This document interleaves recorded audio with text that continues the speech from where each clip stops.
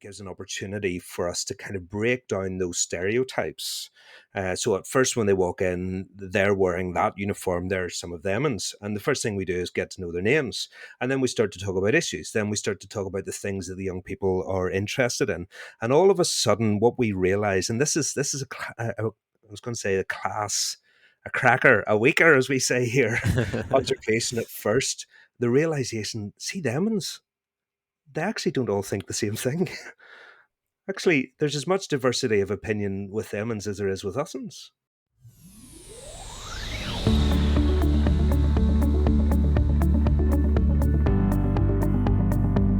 Welcome to Coffee and Geography, where my guests and I geek out about the world and everything on it, discovering that we are all geographers in some way, shape or form.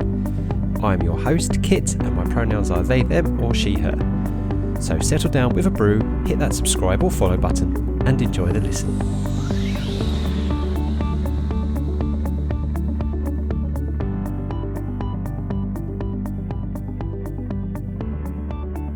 Hi everybody, welcome to Coffee and Geography, and actually from this person's bio, let's start with, it's a source of constant amusement to him about how much people from England seem to find his mellifluous Ulster brogue somewhat charming, Alistair Hamill, and his dulcet tones. Welcome. Well, Kit, thank you so much for that lovely welcome, and here we go. The first Ulster accent, I believe, on Coffee and Geography, so I have to start off by saying, what about ye? How's it going? It is going very, very well. And Alistair is a very good friend of mine. And actually, let's see, we're looking at the time. It's 40 minutes since we dialed in. So we've actually started recording. So we when we get chatting, we do get chatting. Yeah. And right, so Alistair is an unashamed optimist who, even after 3 decades in the classroom, has not become cynical and has no intention of doing so now. He loves geography as much as ever, loves teaching it, loves thinking about the art and craft of pedagogy.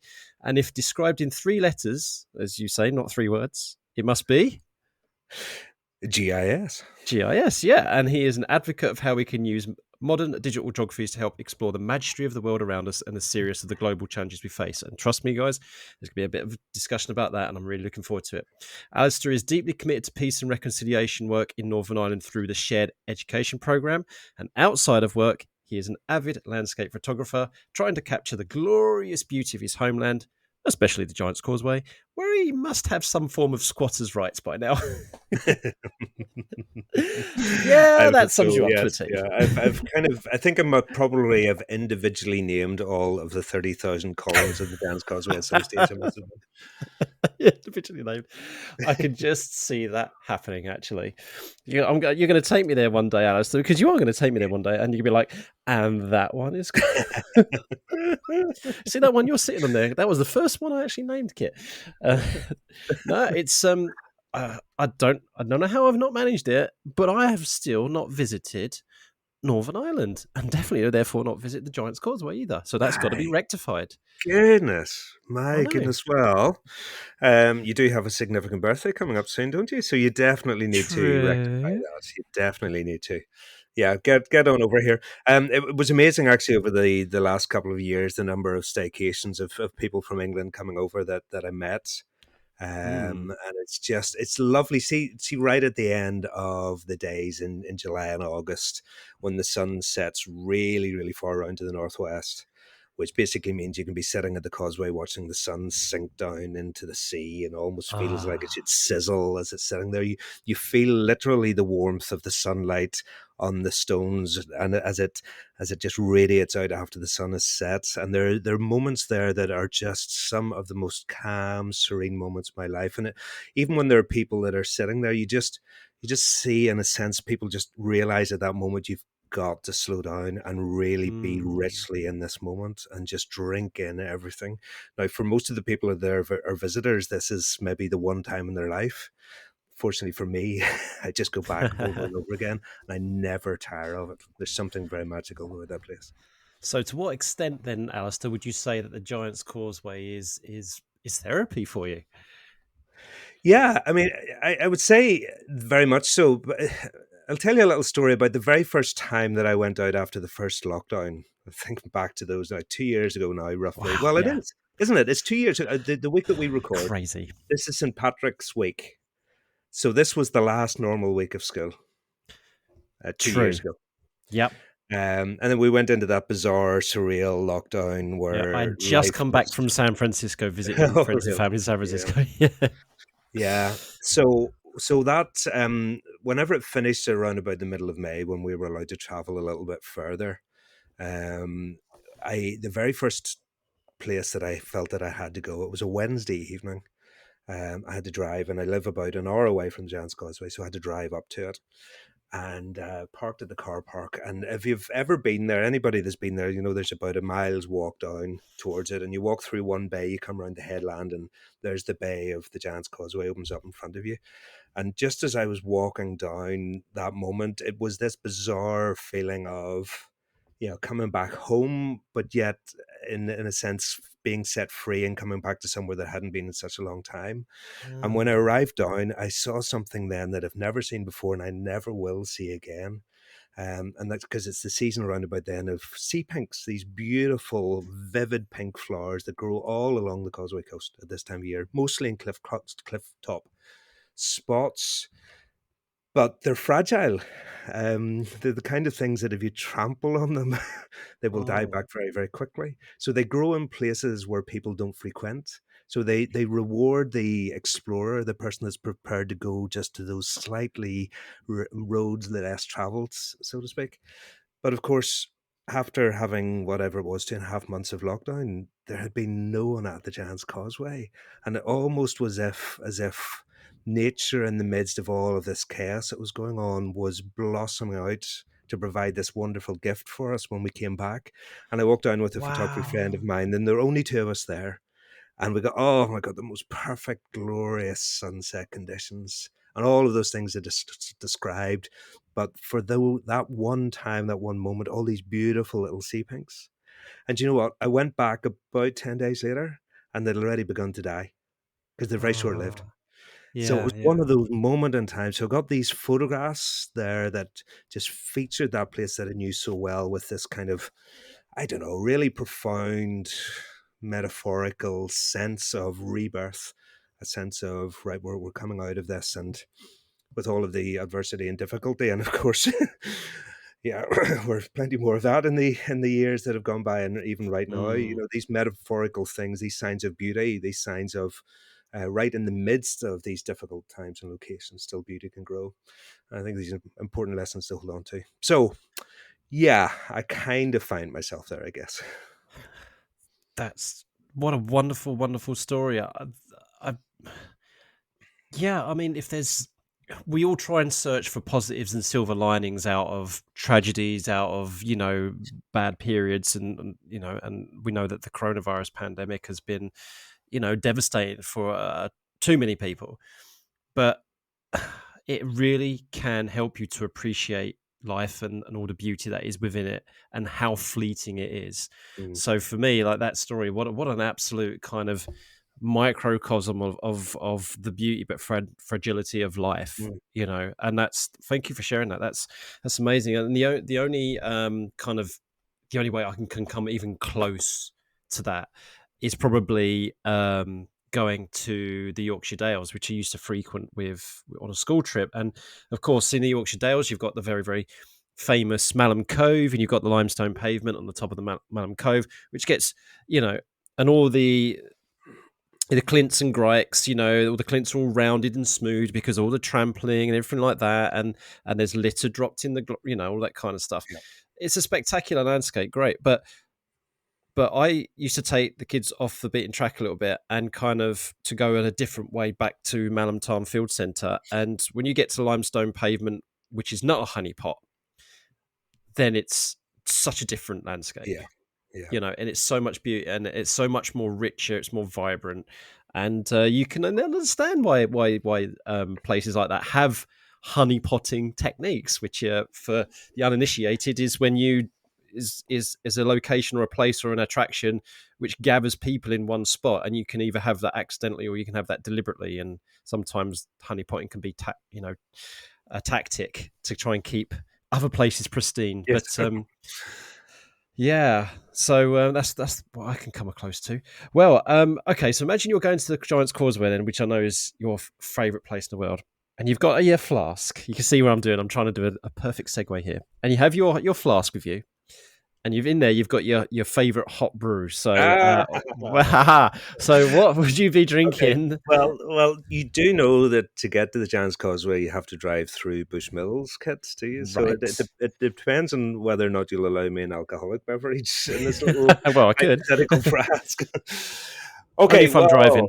well, perfect segue to what am I drinking right now? What is in my coffee cup? Well, I'm sorry to say I'm a bit of a coffee snob, right? So I Who's know you've coffee had snob? folks on here that are, I'll just take whatever. I'm sorry. I am the kind of person that if you invite me to your house, I will probably inquire as to the nature of the coffee that you're going to offer me Okay. before I'll decide. And if I don't like it, I'll go for a cup of tea. But part of the problem was that I was drinking far too much coffee, and I think especially with all the working from home, and you go and make yourself a nice coffee, and then you can you too many espressos in one day, and the shakes happen.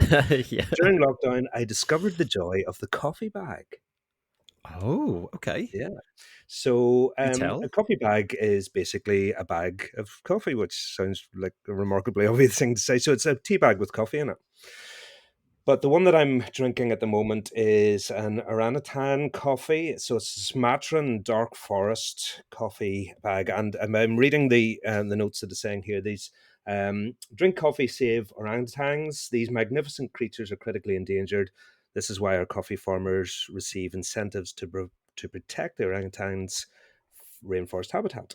Every cup counts.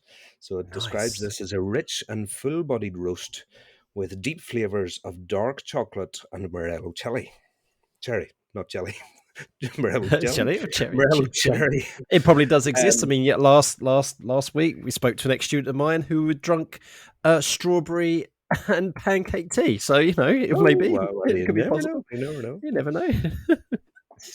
So Ah, what I do, if I don't take milk in my coffee, so I just pop the bag in the coffee and I can go and refill it with hot water. So my theory is, I'm not entirely sure how scientific this is, but if I'm only using about 3 bags in a day and I'm refilling, I can drink a lot of coffee without having too much caffeine. okay. So that's the story I've told myself, and if I'm wrong, just let me live in my happy little bubble. Kind of like coffee gaslighting yourself. Yeah. Yeah. Okay.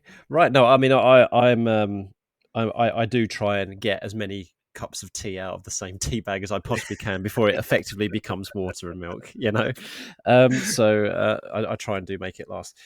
Yeah. I mean, Alistair, you have an open invitation to come visit me always. Of course, we do have coffee beans and we have a coffee grinder, so Good, we give you a decent good. cup of coffee, no problem. But yeah, you might have to bring that one with you just for me to have a go at. I'm Absolutely, not a coffee absolutely. drinker. Cool, thank you for that one. And good. And everybody, we know we're trying to search for a very sustainable drink. So in that respect, so that one definitely sounds worth looking up. Sumatran Dark Forest orangutan coffee bags. Nice. Yeah. Right, Alistair. So I know that this is going to be such an interesting and insightful part because usually this is quite a I wouldn't say a short part of every podcast episode, but usually it's just to get to know the person a little bit more in the introduction before we go off and we talk about other things. But I know that this is going to be a very deep and enriching discussion, and that is your sense of place, your identity. Being from the part of the world that you are. So you are currently located in Lurgan in Northern Ireland, which would I say is it pretty much halfway between Belfast and the border with the Republic of Ireland? Have I Yeah, got that so, about right? I teach in Lurgan. So Lurgan is pretty much just due south of Lough Neagh. So if you can Right. picture Northern Ireland on the map, that big body of water in the middle, just to the south of that is Loch Lurgan, Ness, yeah. in the county of Armagh. But I live in the county of Antrim and Ballyclare. It's a Oh, county Antrim boy, born and bred. And right. as I often like to say, given my love of tectonics, I live in a county where the floor is quite literally lava. Yes. Massive big Antrim plateau made of all these wonderful basalts, which of course gives us the Giant's Causeway. So for a geology geek like myself, Kit, I live in the perfect county. Wonderful. So then, what's you've talked about the Giant's Causeway and the fact that as a geographer, you're in a perfect place. But in terms of you and your personality and your sense of identity, what is it about this part of the world and the area that you live in, which really does speak to you? And I want to come back. Actually, let's circle back to my kind of the first bit of the podcast, that right at the top when I mentioned about your accent, Yeah. because one of the thing when I grew up, for example, I mean, I'm a child of the 80s and 90s, um, part of the times, when there was when which we call the Troubles, of course. My godfather was Irish. She was called Peggy, and she was my grandfather on my mum's side best friend, who lived just a couple of doors down. And she was the main experience I had of someone who was Irish. She was a beautiful woman inside and out. She was the age of my grandparents. Her voice was so musical. She was stern but kind. You know, you felt safe with her, but you would never ever muck about with her. So and we used to call her Aunt Peggy. So whenever we used to say we go and used to visit my granddad, we always used to say, "Can we go see Aunt Peggy? Can we go see Aunt Peggy?" You know, um, so that was my experience of Irishness growing up. So for me, Yeah. it was a very, very positive experience. But you talked to me before we started recording, of course, about how, you know, that may be the case maybe now or for people with certain specific experiences, but maybe it's not always been the case. So yeah, do take us through that. Yeah, so I did. It's interesting to hear the bio that I wrote, because months and months since I wrote it, so I couldn't remember what I'd written at the time. But yes, it did Yeah. make reference to the accent, and of course, as I'm speaking now, I'm speaking into this lovely little mic that I gifted myself early during the first lockdown. Whenever I had a podcast that was nowhere near as long lived as yours, it made the glorious total of 2 episodes, and then life took over. But I just thought I'd treat myself to a podcaster's mic, and I have discovered something of the joys of leaning in close to the mic and Yes. dropping the Yeah. voice, and you'll know all the little tricks and tips. And as I started to record that, record in the morning before the rest of the family would come up, so I had to speak quietly, and into the mic I would speak. And then all of a sudden, I discovered something that shocked me: is that people from all across the world, not from here, were going, "Oh, we love your accent. Your accent's really nice." In fact, one guy who is English but lives in France described it, and I had to look this up, as mellifluous. Mellifluous, yeah. Yes, which means, and I didn't know that at the time, pleasingly melodic, which was quite a shock to me, because my experience of growing up, obviously, I'm a child of the 70s, teenager of the 80s. I started to travel by myself in England in the 90s, really, in many ways. So all of that time, we're still in the Troubles. For those that don't Mm. know, the Troubles in Northern Ireland started in 1969, pretty much the time that I was born. It's a pure coincidence, I can say. And without going into all the details of how and why it happened, we had 30 years of pretty serious terrorist violence, of in the early 70s, of scenes of street violence, of anarchy, of people shooting at each other with guns, with security forces, not really in this on the scene, and people being burned out of their homes. Really, really difficult times, and bombs that were going off that were not at all any kind of warning given. Mm. 1972, for instance, my mum was in Belfast shopping one day. This was about 3 weeks after my brothers were born, and Mm. my brothers are twins. So she'd been in shopping in Belfast, and had been doing just a little bit of alone time for her with a young family at home.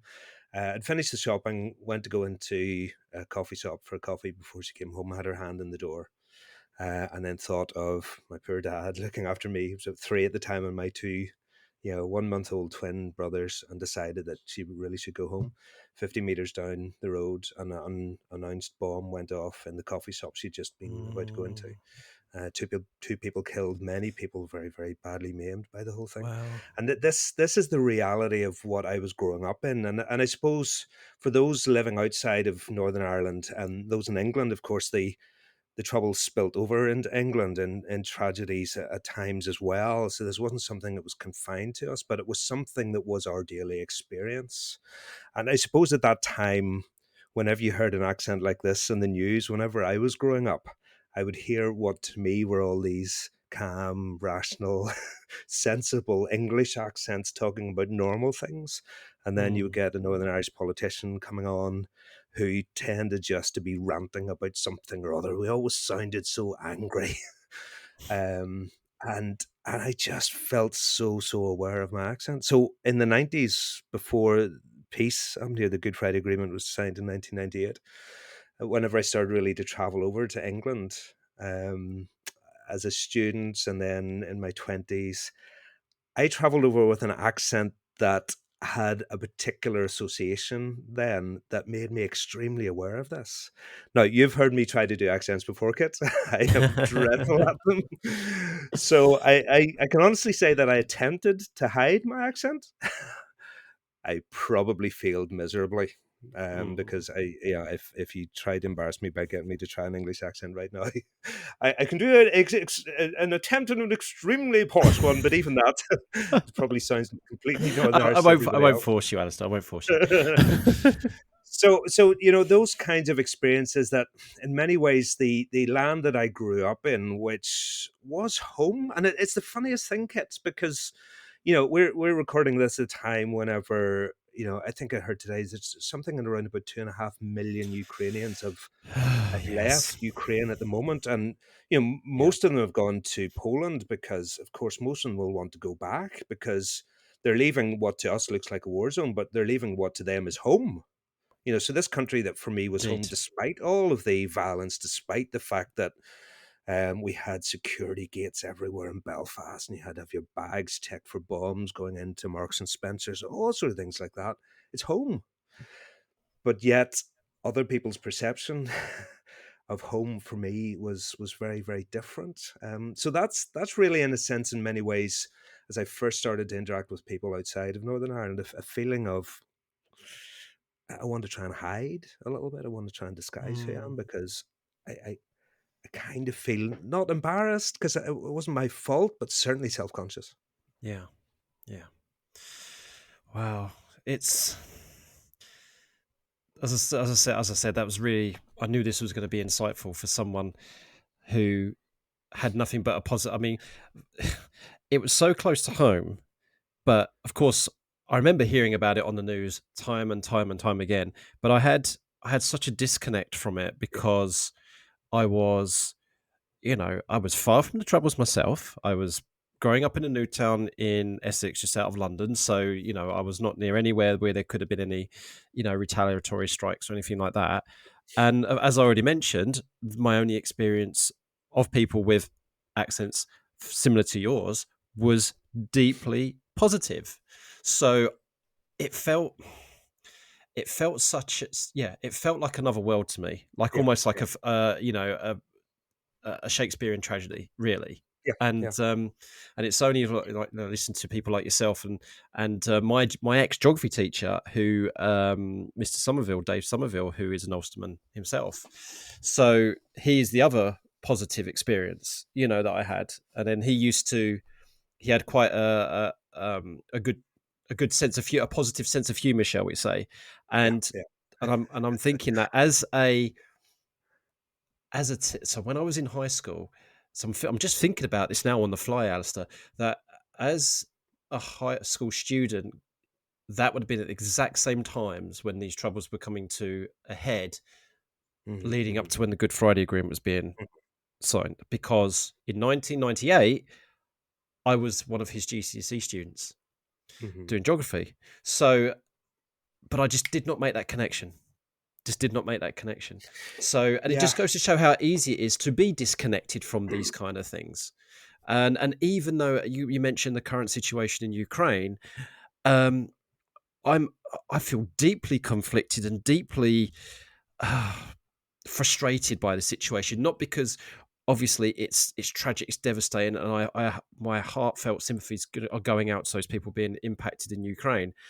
But on the other side, I kept thinking, what about people from Afghanistan? We've forgotten about them. What about the other atrocities that are taking place, which are causing people to flee their homes, which have been going on for decades, and we are not doing anything about it? Syria, we've completely forgotten about, so it seems, as a society.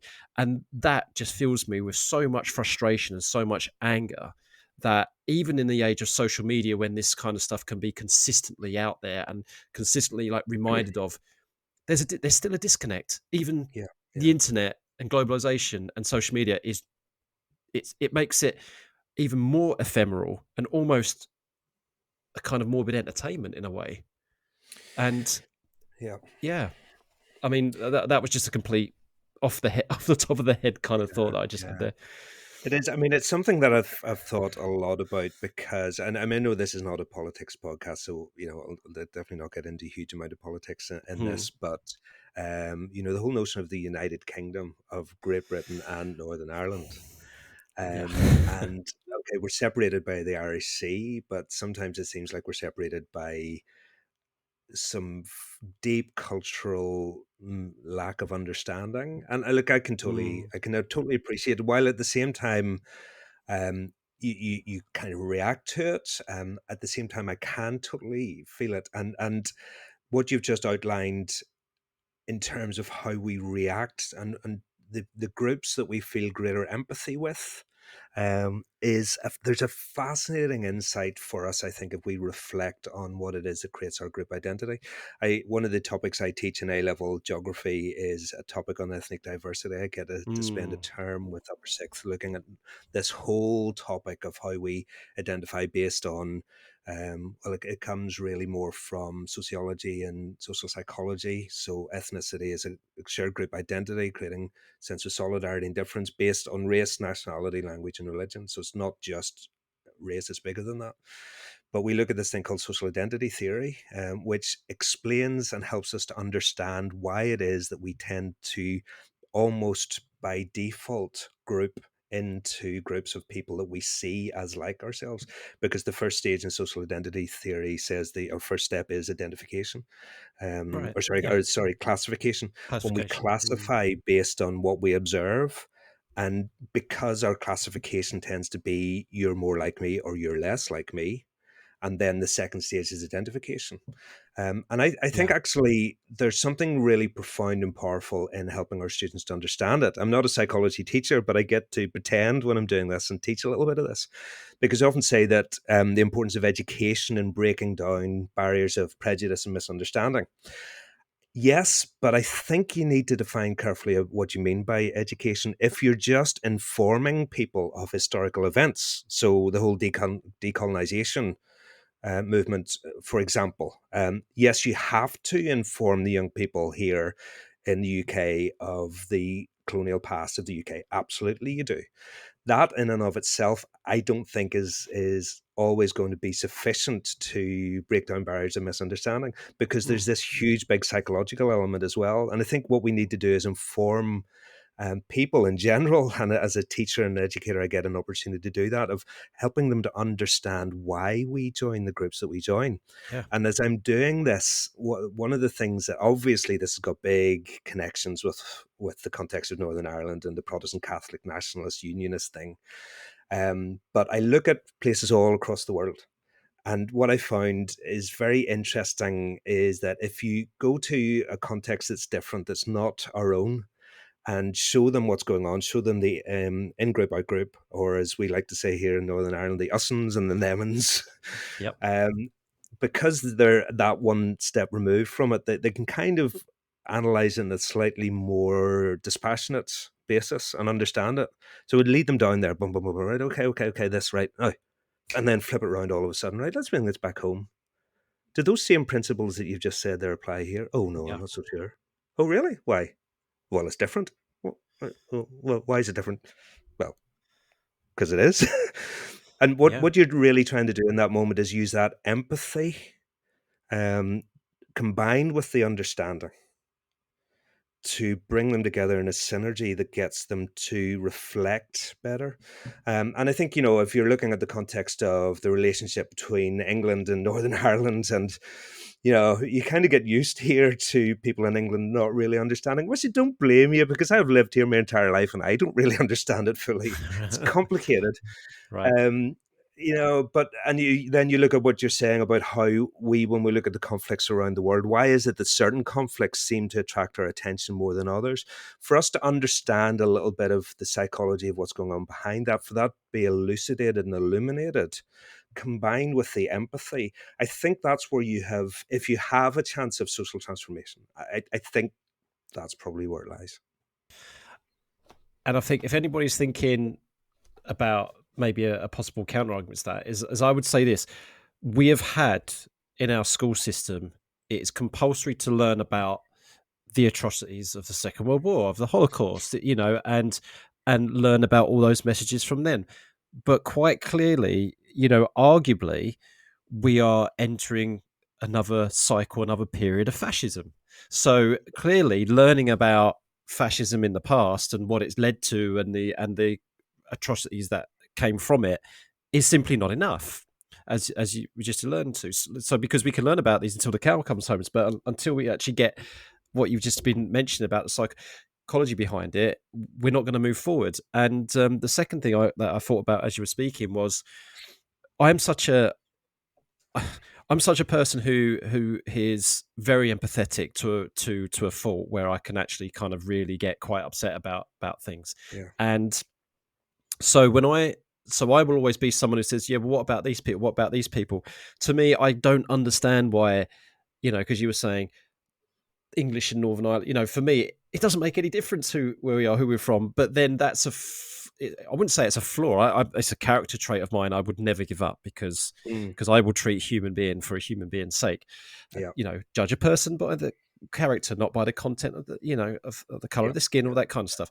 But the flaw in that part of me is, I find it difficult, therefore, to cotton on why these conflicts exist. And therefore, it is a challenge for me to think about what the potential solution should be, because it's not that I don't see the problem. Of course, I see the problem. I just can't see why there's a problem. I'm like, why are we not still getting along? kind of thing. So, so I think it's an absolute, I totally 100% agree with you. The kind of, which is, when psychology first came out as a GCSE and stuff like that, I smirked a little bit. I admit, not because I was like, geography is obviously going to do all that kind of stuff, but because it's like, yeah, this is a bit of something which you don't necessarily have to do at GCSE. You can do it at degree level, do it at A level, that kind of stuff. But actually, the more I've spoken to people about it, your daughter does psychology, and the way that people have now bringing that kind of into kind of more history, more geography, and that kind of stuff, I was like, it's actually very, very necessary. Very necessary. Yeah. You see, I think one of the things that I observe, and you can correct me if I've picked this up wrong, Kit, I spend a lot of time on Twitter. I interact with a lot of English educators on Twitter. And the more that I've done that, the more that I'm seeing the differences and the divergence in the education systems here. But one of the things, and again, at time of recording, quite recently, the Conservative Party issued some guidance, I think it was, about how teachers should deal with controversial issues in schools, which proved to be quite controversial with a whole bunch of teachers, because it seemed to be potentially curtailing free speech, and maybe it's having a slight degree of hypocrisy in that it's saying that you can't talk about certain things, but you can talk about the things that we allow you to talk about. Did I pick that up right, or do you have a different perception of what that Well, guidance was like? I tell you what, Alistair, if that's how you picked it up, that's pretty much what it is, because it's a lot of us have. There's been a massive pushback on that, especially from higher education institutions, because it looks as though it's the higher education institutions are crying about this. There's no free speech, stuff like that. But actually, and I can give a prime example from the university that I work at. So, the University of St Anglia denied a certain professor who has been quote unquote cancelled, not because they're on I'm a world tour, I'm on the cancelled world tour kind of thing going on now, because they are a hugely transphobic individual. And I can say that being a trans person, she is a very transphobic individual. And the UEA would not allow her to come to campus to speak because there was an absolute uproar with the students and with members of staff, saying that it shouldn't be welcome. And then whether she should or shouldn't have been is a debate for another day. I mean, I'm the kind of person who likes to give someone like that a forum in order to completely debunk them and dispose them and embarrass them for their views, right? So that's my opinion. But anyway, but of course, on this person's I've been cancelled tour, it's been one of the catalysts for this thing about, oh, we're shutting down free speech. But and then it all goes into the whole debate and, well, if it's hate speech, it's not really free speech. And then this misconception about gender critical beliefs is a protected belief, which it's not. It's you have the right to hold those beliefs, but you don't have the right to act on those beliefs and be discriminatory or engage in hate. But anyway, so yeah, that's where the crux of the issue is taking place. And I can tell you, for a matter of fact, the good news is, everybody listening to this, is that there could be legislation to say this is what the national curriculum is going to be. They're not, there is always going to be a way around it, because it's the methodology that you teach, not just what you teach, is important.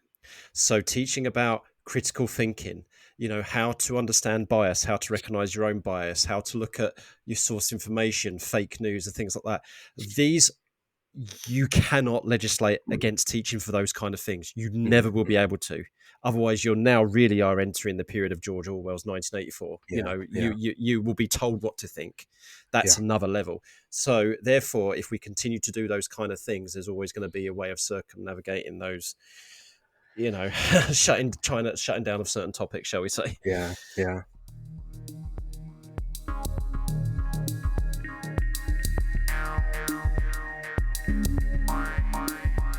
Hi folks, a chance for you to recharge your brew, but also a polite prod to remind you that it's so easy to support this podcast.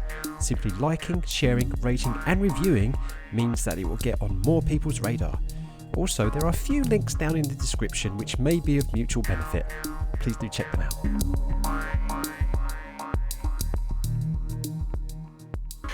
Well, the interesting counterpoint to that is, okay, so what does that look like in a part of the United Kingdom of Great Britain and Northern Ireland that's called Northern Ireland, that has had a very, very different experience over the last 50 years, Right. where we live in a profoundly divided society still, although things have evolved and moved forward incredibly since I was a young person, and my own daughters are growing up in a Northern Ireland that is radically and profoundly different.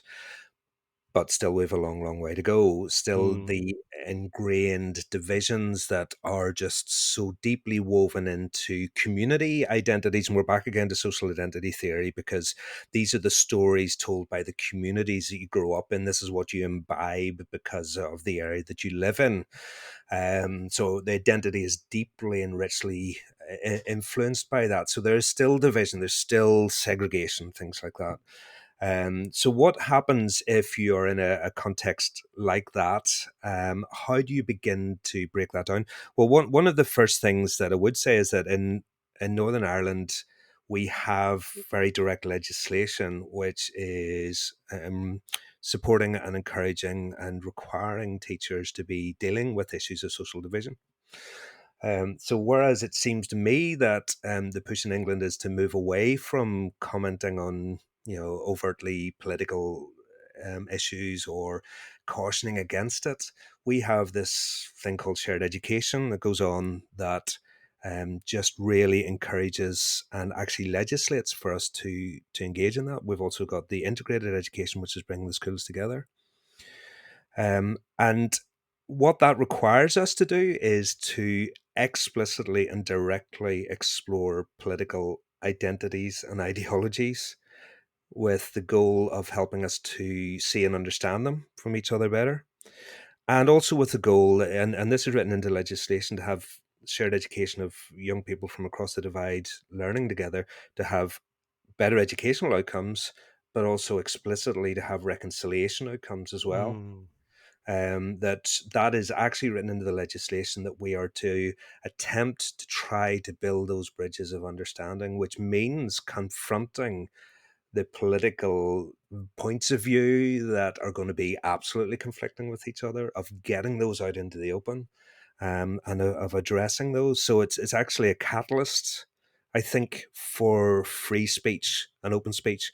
And through that program, and I think we'll probably get a chance to talk specifically about some of the particular things we've done, but even in general, the program of shared education is all about how do we, in a societies that are profoundly divided, find ways of understanding each other better. But I suppose the torch that I would invite the listener to shine into their own situation is that the divisions are obvious in Northern Ireland. They're obvious to all that see. They're written and woven into the landscapes we live in. If you look at the murals and the walls, they're painted in the colours of different nationalities. You look at the posters for politicians that are closely aligned to, you know, unionist or nationalist identities. You can tell very, very easily what kind of area you're in. The division is very, very profound.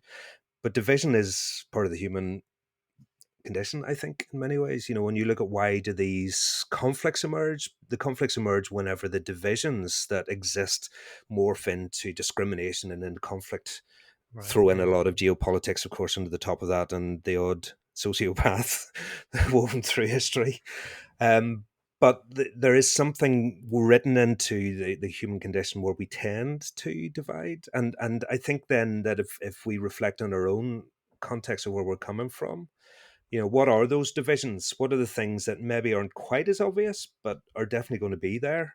And I suppose if you allow me to be proud now of the little country that I come from, Kit, and not quite as Sure. self-conscious as I would have been in the 90s. The things that we're trying to do here in terms of building peace and reconciliation and understanding, I think are a model that at least are worth looking at and reflecting on. Certainly the shared education model that we've pioneered here in Northern Ireland has been taken out into some former conflict zones, including the Middle East and former Yugoslavia. And I've been really blessed to be at conferences with some teachers from former Yugoslavia, sharing Right. how they have learnt from us how to build bridges in divided societies that live there. And see, whenever you look at those and okay, in the grand scheme of things, that's a tiny little thing. Okay, so some of you got into a room one day and talked about the exciting things you've been doing, and you felt slightly better about yourself, right? How does that change the world? Well, I tell you how it does, because the more of us that do it, and as we pass this on, as we pass the baton, as we learn from each other, and the more of us that do it, the greater the understanding starts to build up. Yeah. And you know, you nudge. Sometimes change happens dramatically and suddenly. Very often change happens quietly, subtly, as you nudge people forward. And it's only when you look back over a period of time you realize, hey, we're so Mm. much further on than where we used to be. Yeah. And this is why I've been loving doing this podcast. It's because I will take a situation like that, which I don't have much, much connection to, or or any experience at all. It's not part of my lived experience, but I can take something of my lived experience and have one little piece of it to connect with what you're Yep. saying, so I can empathize and understand where you're coming from. And that is, for example, with my gender identity, for example, and being proud and open and visible about it. And and for some people who, especially maybe transphobic individuals, they will look at that and think, well, why are you shouting, being loud and proud about it? And we know you've heard that at all. But for me, being very proud about my achievements, and that being out and visible, is shining a light for those who cannot be, visible, because it's unsafe for them to be so, because they don't have much self esteem or whatever, or they Yep. don't see positive trans role models.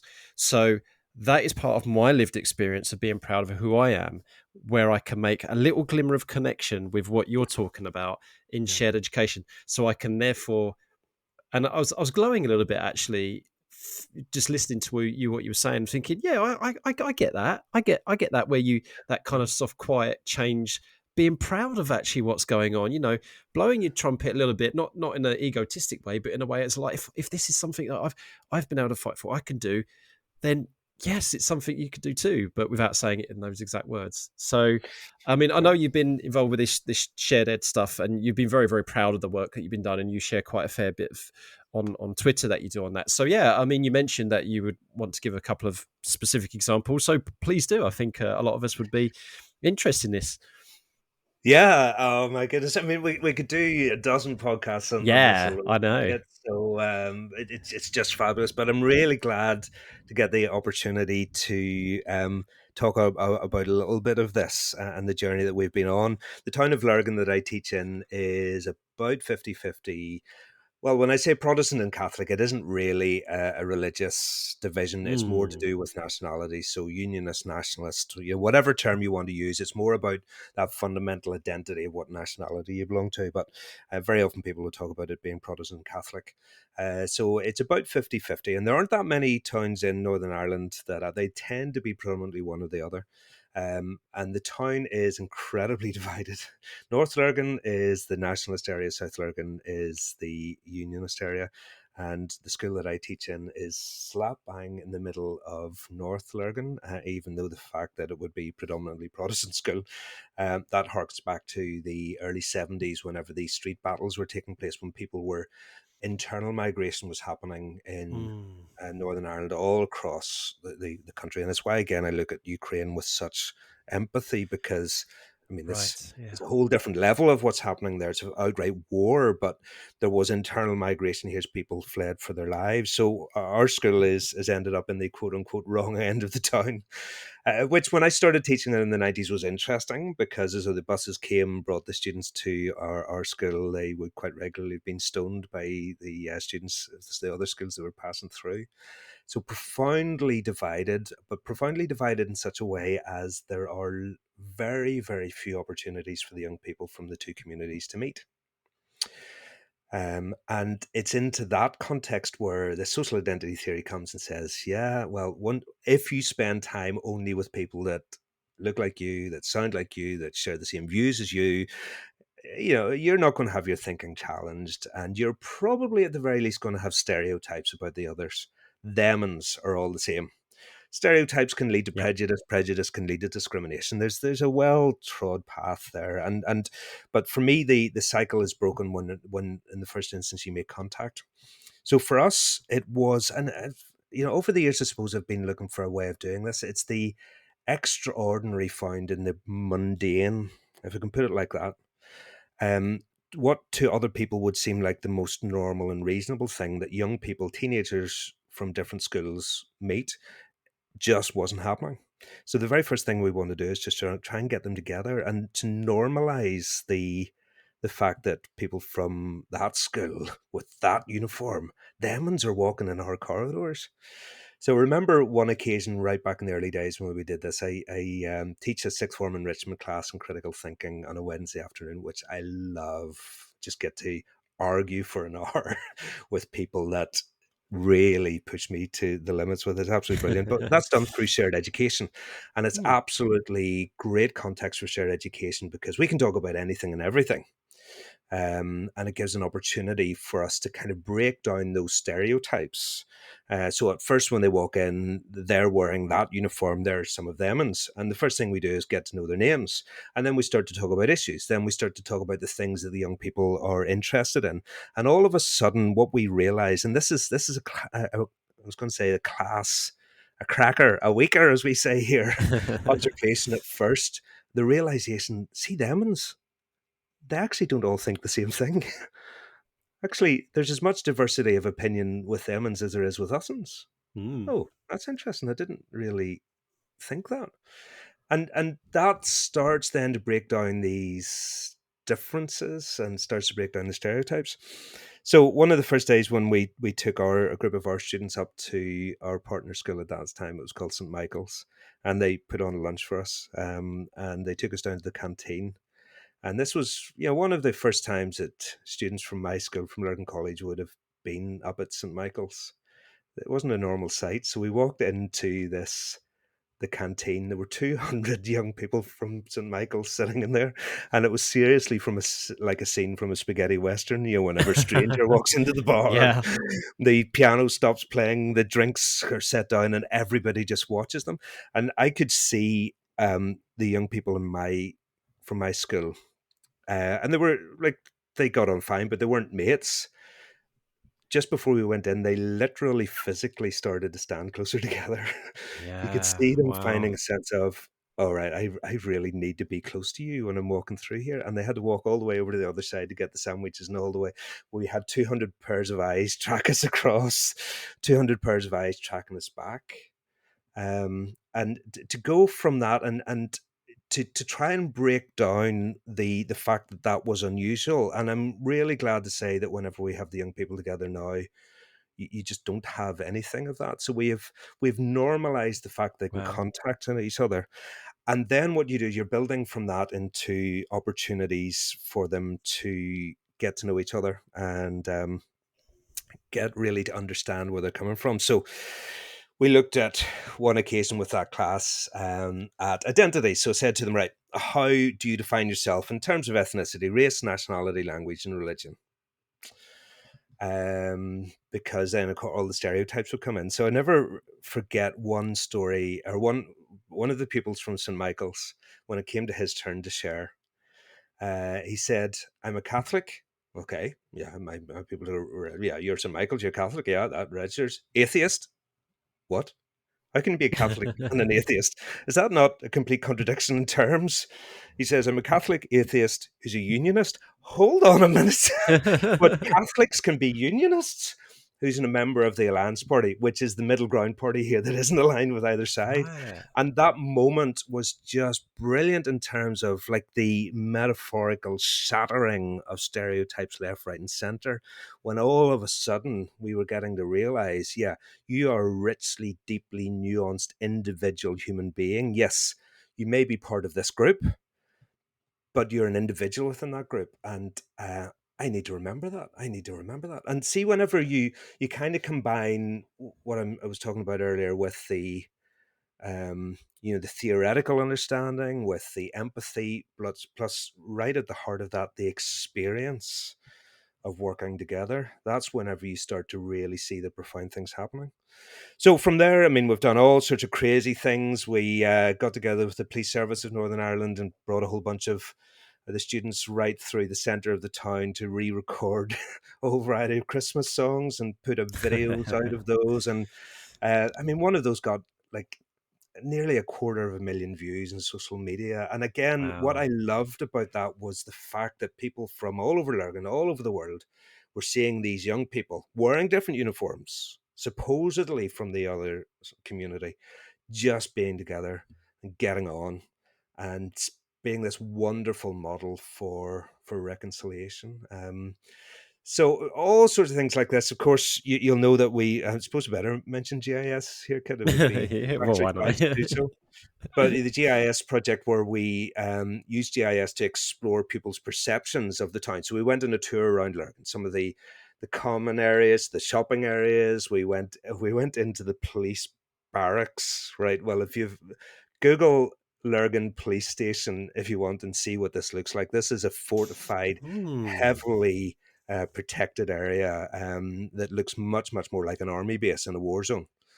And we took them inside there, and for most of those young people, that was the first time they'd actually been inside the police barracks. And the police, for certain members of the community, would, maybe wouldn't feel that they would represent them that much. And just to break down those barriers, took some of the young people into the local chapel, and they'd never been in there before, into the different areas, right beside the murals up on the wall. And we used GIS to record at that time how they were perceiving and feeling about this. So the GIS software allowed them to do, basically it was a Likert scale and how you're feeling. It geotagged it. And we did a tour in the morning, came back in and gone into the computers in my school in the afternoon and see those moments.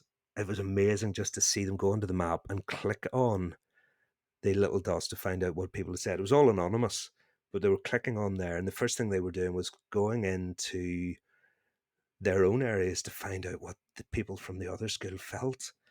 and you could just feel and sense and hear the conversations going on of understanding a little bit more. They feel that way, and it's just a really, really profound experience all around. And then the company that we work with, Esri,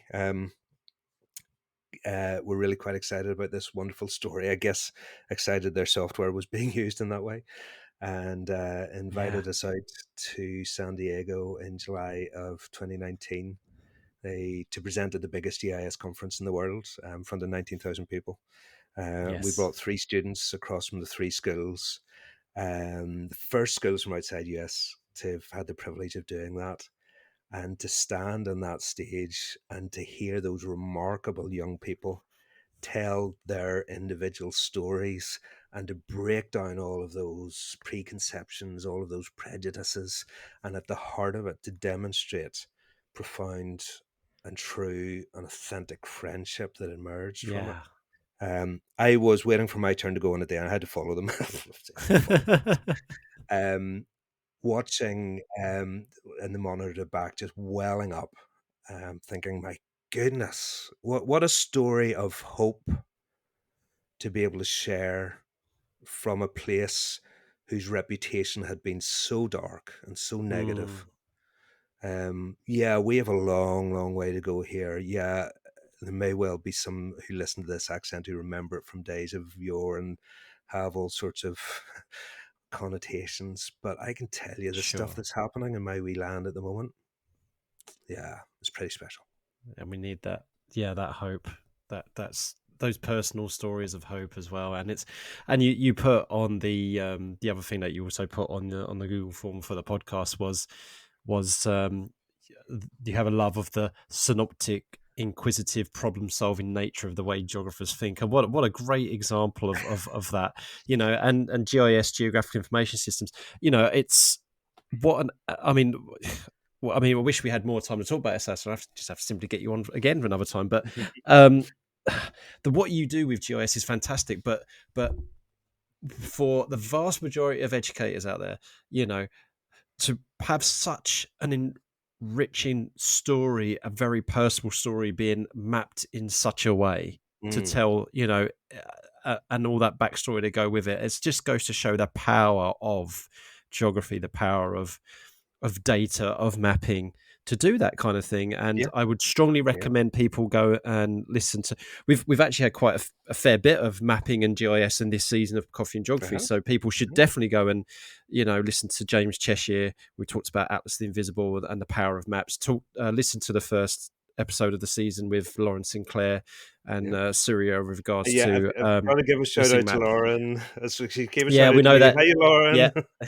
We know that you and Lauren have collaborated a little bit, so that's a nice little connection there. And it's just, but seriously, everybody. And then Helen Illis, who uses that, a visual artist kind of way with mapping. So, if you thread these 4 episodes together, folks, you realise how powerful this can be, and it can be quite life-changing, and it can be quite world-changing as well. So and we could go on that a bit more. So that's something. And folks, I will make sure that Alistair and I get the stuff in the description of this podcast episode, because there is so much you can dig into and have a look at and fill your boots with that.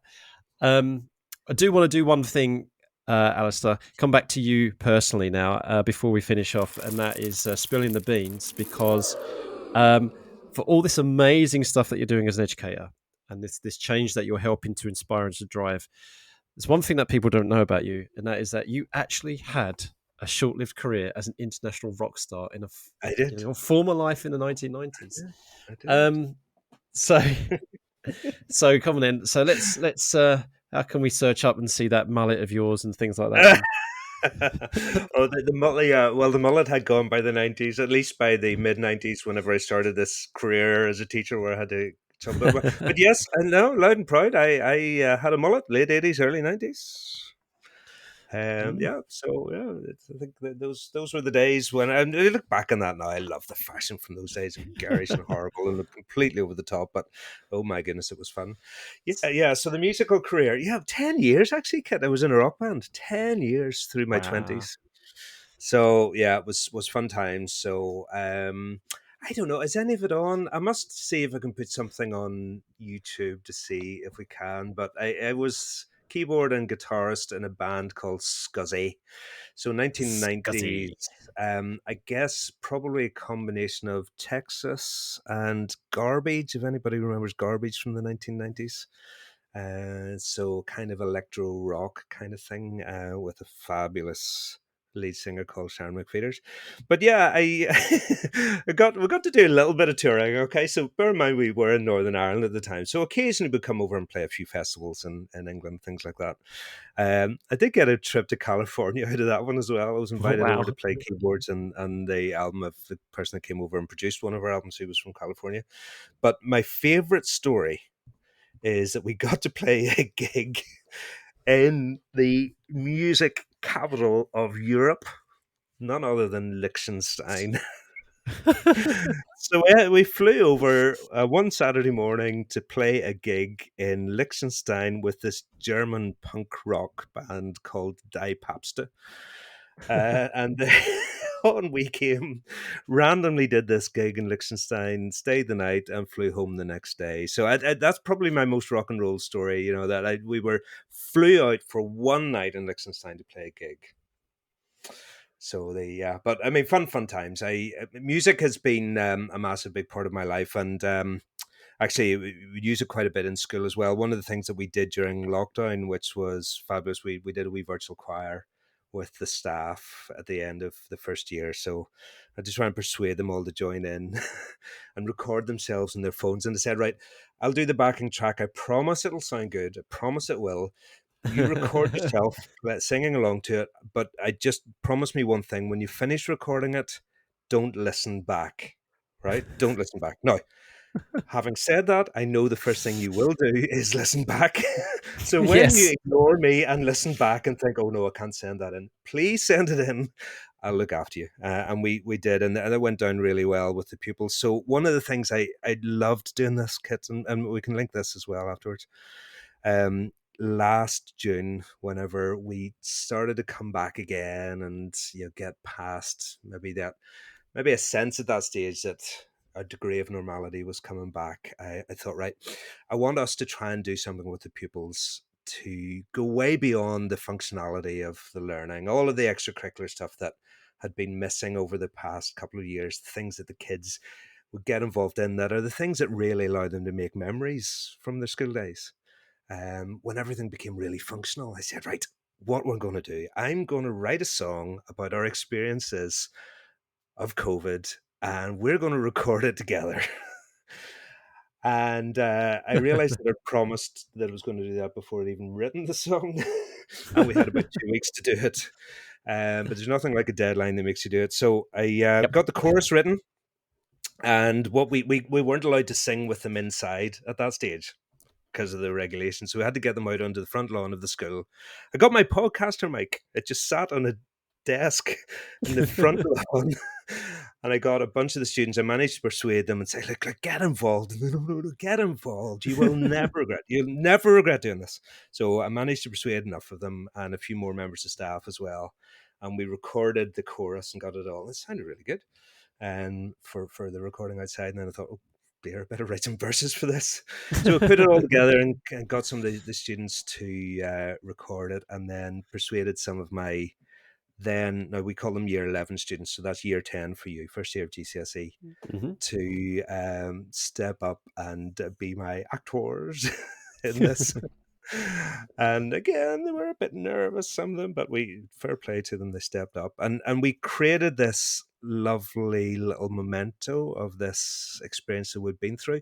And it's something that I love, and I suppose this is links back to what we said before. I've never been into sports big time. My exercise is mostly hiking up mountains and things like that. But music has been a big part of my life. And you do your best music when you collaborate with other people. Musicians play with other musicians, singers singing with other singers. And there's just something about that coming together that the what you produce is far more than you could have done by yourself. And I just love that, everything that represented about our school community and our school family. Now the lyrics are incredibly cheesy, so I'm not going to win any BAFTAs, but they are cheesy. They Wow. encapsulate what we did. So it's just, I love that with music. It's just that way again of making those connections. Yeah, you got to have a bit of cheese every now and then as well. You know, Mm. life's nothing without a bit of cheese. Wow. Well, that is a lovely thing to end on there. So, final bit then, Alistair. We are all geographers. Let's get you linked to our previous guests then. So, Okay, now this is our the bit that I'm most nervous about. no, yeah, it's fine. So my previous guest was an absolute delightful chat. I was catching up with talking to an ex-student of mine, someone who I taught Okay. GCSE geography, Caris Marianne, who's now doing, every time I say stuff like this, I feel like another 10 years older. She's now doing a PhD in biological sciences. So it's just like, why do my ex-students doing PhDs and stuff like that and having children? Anyway, so she was the episode before that by Lynn Ho was given the word hay. So hay bale, haystack, all that kind of stuff, which Karis linked to. So instead of going back to maybe being a little bit more nuanced, a little bit more, a little bit more out there, we're kind of sticking with something perhaps a little bit more tangible. So Karis has actually given you the word card. So the material or, the green, whatever it is, it doesn't matter. Oh dear. I'd far rather have a less tangible one that's easier to You probably would waffle have around. liked to, yeah, Okay, absolutely. card. Okay. Well, let me see if I can get something a little bit more obtuse on this. Well, I feel like I should potentially lean into my Northern Irish accent here, because do you know how the word card for us, you would spell COWARD, so you would say it Right. as Oh, coward. yeah. Right. For us in Yes. Northern Ireland, whenever we brush our hair in the mirror after having a power shower for half an hour, well, the word card is COWARD, so I could do something Oh, about that. But no, we'll stick to the CARD, shall we? yes. That is the word we've been given. Okay. So let's go for it. So whenever Okay. you're ready, we'll start the 30-second. Okay. Right. Well, genuinely, we'll cut this out here. So let me have a wee bit of Yeah, it's fine. Don't worry, that's happened saying, before. It's happened before. after saying all those lovely profound things, I've drawn a complete another mental blank. So card. You would prefer to have had anti-disestablishmentarianism, wouldn't you? Oh, absolutely brilliant. Yeah, absolutely. That would have suited you. Right. So, Asa, whenever you're ready, just make a start. Okay, so cards are all about things. No, we are going to be cheesy here again. Cards are all about the things that we send to do what, Kit? To make connections, to reach Oh, out there you go. to those people that we love, or perhaps the people that we thought that we didn't love. And they represent opportunities for us to make connections there, to express sentiments and ideas that maybe aren't always expressed, that should be expressed. So let's take the opportunities, let's share the cards, let's share the love. Yeah, that'll do perfectly. Well done. You weaved that into our discussion. So No, everything, connections, cheese. Yeah, you did it. well, I It's think what good. I've managed to do there is to completely lower everybody's expectations about the quality of the lyrics in the song that I wrote. They're no better than that. Yeah, well, I'm very much reevaluate. I mean, I was going to have a regular thing, whereas the end of each season, I was going to thread all the words into a piece of poetry or something. But I'm just being completely thrown off this time around, and I might have to rethink my strategy. But you now get to have. I wouldn't say your revenge, because you can't go back. It doesn't go backwards, unfortunately. But you do get to come up with a word for our following guest for next week. Okay. So card. COWARD. No. That could work. Could be. No, I did think about this in advance about what I wanted to share, and I suppose one of the things that I'd hoped to be able to tell the story today, and I really thank you for the opportunity to do that, is the importance, the central importance of that understanding of people from different places, the central importance of empathy. So empathy as a geographical concept is what I would love to hear the next. Go on. And in 2 weeks' time, everybody, so please make sure you do listen up. I'm giving it a bit of an advance plug. is that there's going to be a special episode. As if I get this out, I might end up cutting this out, but it's going to be a special episode on location at the Geographical Association conference, and it's going to be the quickest turnaround from recording to publishing ever, because I want it to be as quote unquote near real time as possible. So and that's going to be really, really interesting. So and I'm looking forward to seeing so many people at that conference. So it's good. Yes, exactly. It's going to be so amazing. Which is perfect with a segue, because you got any shout outs? Anybody you're looking forward to seeing or anything like that? Yeah, well, like I've just spent before COVID, I spent a lot of time looking at what was happening in England, feeling like I was, if I may quote a famous book, a prisoner of geography. This little thing called the Irish Sea, that just makes traveling over that bit more difficult and more challenging. And then we went into lockdown and nobody could meet and everybody met virtually, and all of a sudden I wasn't a prisoner of geography anymore.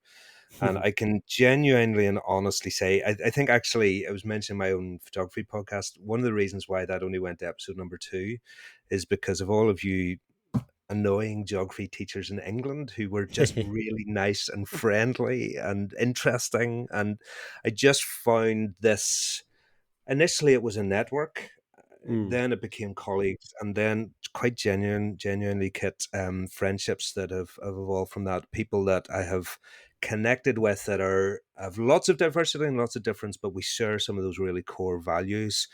So is there anybody I'm looking forward to meet? I couldn't possibly pick. Like I say to my daughters, I don't have any favorites. I couldn't possibly pick one. I am genuinely just looking forward to meeting face to face the friends that I've made virtually over the past 2 years. Yeah, and I know you well enough to know that is a very sincere, genuine feeling that you have.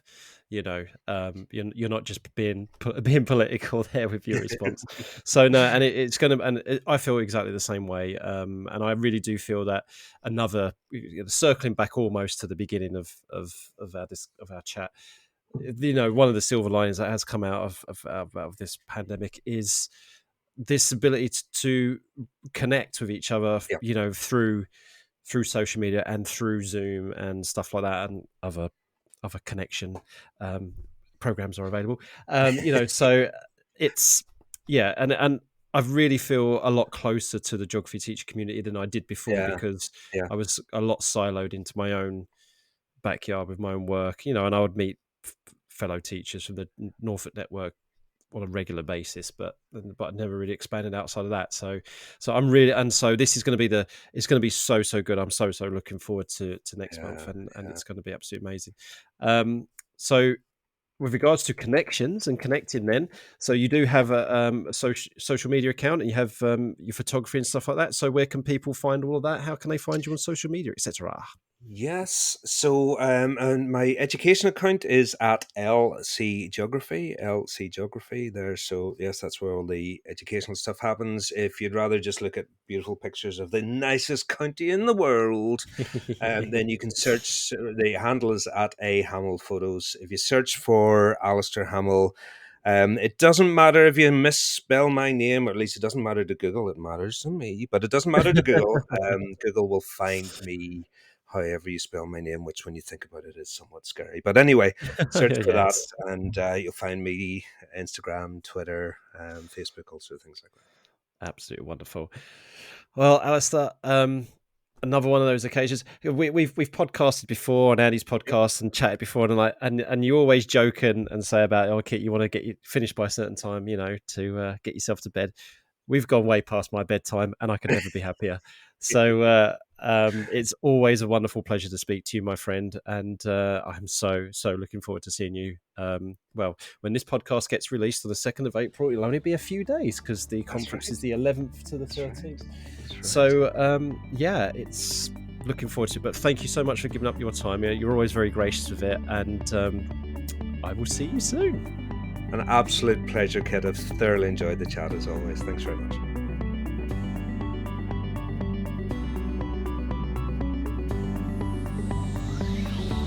Thank you so much for listening. We hope you had fun. If you haven't already done so, please subscribe so more stories and experiences can drop into your favourite podcast app. If you fancy being a guest or have any feedback, follow us on Twitter at coffeegeogpod and send us a DM. Or you could email coffeeandgeog@geogramblings.com. Until next time, keep geogging.